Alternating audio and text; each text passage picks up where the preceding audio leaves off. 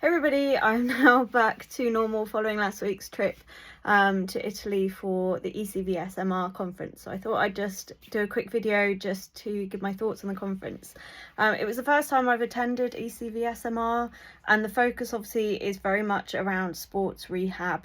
You know, those that are kind of elite in the game were there, so having the opportunity to listen to them lecture was it was so interesting.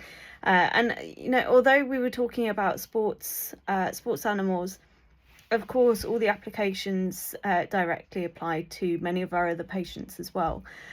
So many different subjects covered, from looking at exercise prescription, looking at warm-up, cool-down exercise prescription, through to your more deep dives into technology, whether that's shockwave, whether that's laser therapy, regenerative medicine. There was so much discussion around fascia and obviously all the different techniques there.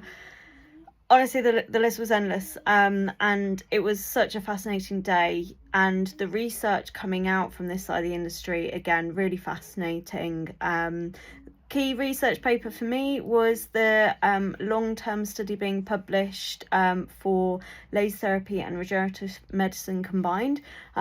So we had obviously a shorter study previously looking at the effects and showing that combining laser and regenerative medicine had positive results, but they finally now published the 2-year study that looked into this in more detail, and I'll post a link to it below. But ultimately, again, they showed, yes, photobiomodulation on its own has great effects, yes, regenerative medicine on its own has great effects, but combining the two, we saw much longer lasting, better pain management for these patients. So I think that just goes to show, again, multimodal approach. It's never just one thing, but really shows the relationship and how the two therapies work synergistically. So that for me was probably the highlight.